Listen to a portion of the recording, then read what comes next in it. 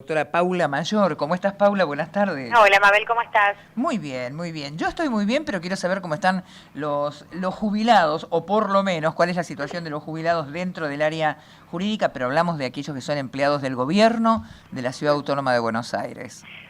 Bárbaro, porque nos gustaría aclarar algunas circunstancias que se había dado y se debió resolver en el ambiente de tribunales, Opa. justamente por la situación puntual de los trabajadores de la Municipalidad de la Ciudad de Buenos Aires y la obra social que los integra como afiliados. Ajá. Porque, ¿qué fue lo que sucedió con esto? Hubo una sanción de la legislatura porteña, con la resolución 472 y también con la ley 3021, que había consagrado justamente el derecho de opción para los afiliados a la obra social creada para el gobierno de la Ciudad de Buenos Aires, es decir, que podían los trabajadores jubilados tener un derecho a elegir una obra social o un ente de medicina prepaga de su preferencia, pudiendo optar también, ¿no?, con determinadas prestaciones en el caso de querer algún tipo de mejora hotelera o tener alguna otra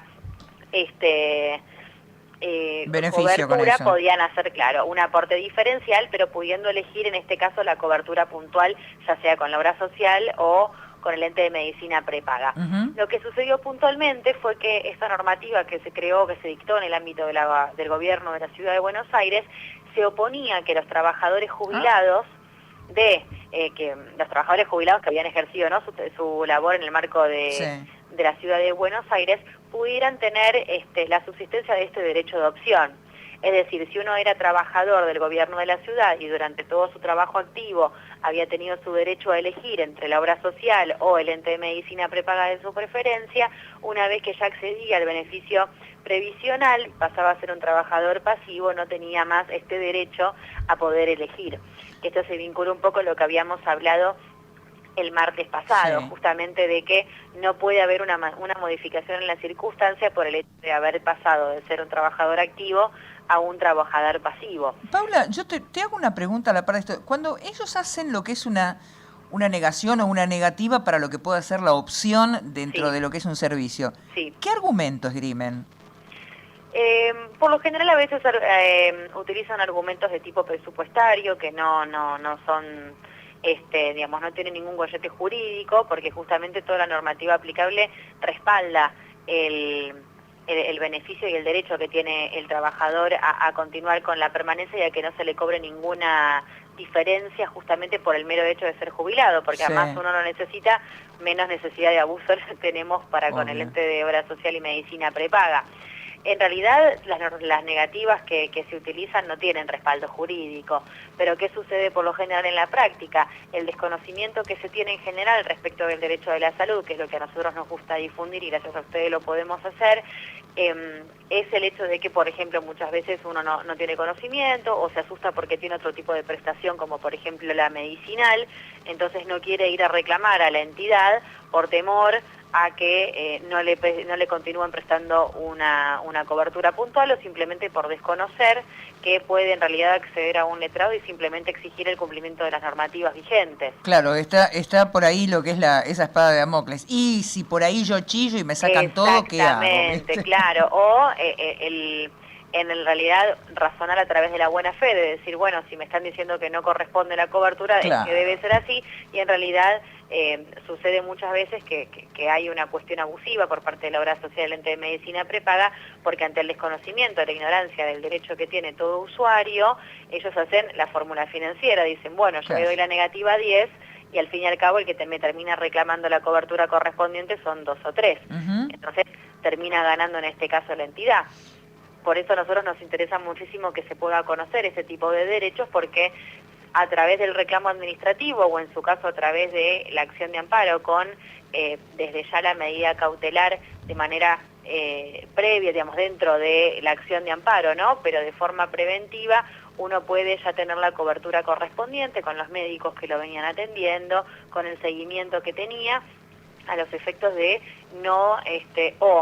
digamos, a los efectos de prevenir un daño en la salud o los efectos de repeler un daño que estaría sucediendo en este momento, si ya tenemos un trabajador con alguna patología diagnosticada, con algún tratamiento en curso, los efectos de que no se vea perjudicados justamente por esta negativa por parte de la obra social a la medicina prepaga. Además, a ver, Paula, discúlpame, pero hay una cosa que, y ya lo hemos hablado en varias oportunidades contigo, y hay algo que es fundamental. El paciente, la persona que necesita de una asistencia médica, en este caso en particular, más allá de lo que puede ser el conocimiento desde la parte académica y todo, también se genera un acercamiento porque somos personas, ¿no? Entonces, sí. eso tiene que estar a la par. Y no en vano dicen que la mejor cura para una enfermedad es primero reconocerla y después tener la confianza de cómo tratarla, ¿no? Claro, absolutamente. Nosotros lo que nos damos muchísimo en la práctica es que todavía le falta mucho, no, digamos, percibir el derecho a la salud, Sí. no tanto como un negocio, sino justamente como el derecho humano que es. Uh-huh. Entonces, si empezamos a trabajarlo desde ese lado y más gente empieza a conocer sus derechos y qué es lo que puede reclamar, y sin tener esta espada de Damocles, como bien vos decís, no se permitirían tantos abusos, pero en este caso es bastante usual, ya es conocido por todos, que una vez que un trabajador accede al beneficio previsional, muchas entidades de medicina prepaga o obras sociales pretenden cobrar un diferencial por la cuestión de la edad, o en este caso con los trabajadores del gobierno de la ciudad que no se les permitía ejercer la opción por un ente de medicina prepaga de su preferencia. En este caso los tribunales ya han decidido que no, que del mismo modo que, digamos, son trabajadores activos y trabajadores luego pasivos, del mismo modo, independientemente de dónde están prestando sus servicios, ya sea dentro del gobierno de la ciudad o en cualquier otra dependencia. Paula, si un trabajador, o sea, no hablemos, y en este caso, bueno, en particular o puntualmente, lo que son aquellos que estaban dependiendo, que pertenecían a lo que es el área del gobierno de la Ciudad Autónoma de Buenos Aires, pero sí, supongo que debe ser genérico para todos lados. ¿Qué pasa? Sí, exactamente. Justamente se resolvió a los efectos de que el trabajador del gobierno de la ciudad tenga exactamente el mismo derecho que le había sido reconocido a nivel nacional. Bien, si no lo tienen reconocido, ¿cuáles son los pasos que tienen que seguir y cómo se pueden asesorar? Lo más rápido, lo aclaro por una cuestión de necesidad, sobre todo por si ya hay un diagnóstico, una patología que está en tratamiento, sí, es directamente peticionar la acción de amparo con la medida cautelar correspondiente, a los efectos de que se ordene a la ANSES que derive las retenciones que le realiza la empresa de medicina prepaga u obra social que ellos elijan para poder continuar con su tratamiento y su cobertura como lo venían teniendo. Eso desde ya es lo más rápido. Una vez que ya tenemos la negativa de la obra social, bueno, en este caso por parte del gobierno de la ciudad, a permitirles ejercer su derecho de opción como lo venían ejerciendo cuando eran trabajadores activos.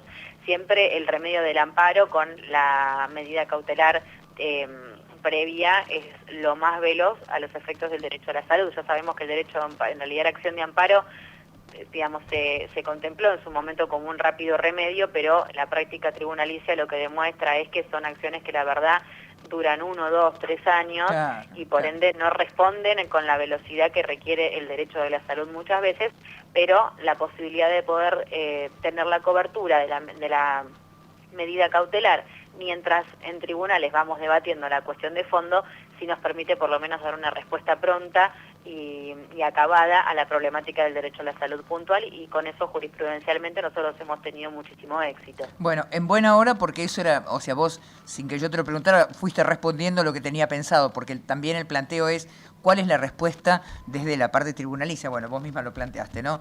Hay que entender y hay que pedir que aceleren los términos, porque siempre lo decimos. Cuando uno habla de salud está hablando de la vida de las personas, ni más ni menos que eso. Absolutamente. Paula, un placer como siempre hablar contigo. Muchísimas gracias, Mabel, un gusto, buenas tardes. Faltaba más, buenas tardes. Chao, chao. Era la doctora Paula Mayor, abogada. Ella es la presidenta de la Fundación Salud ARA.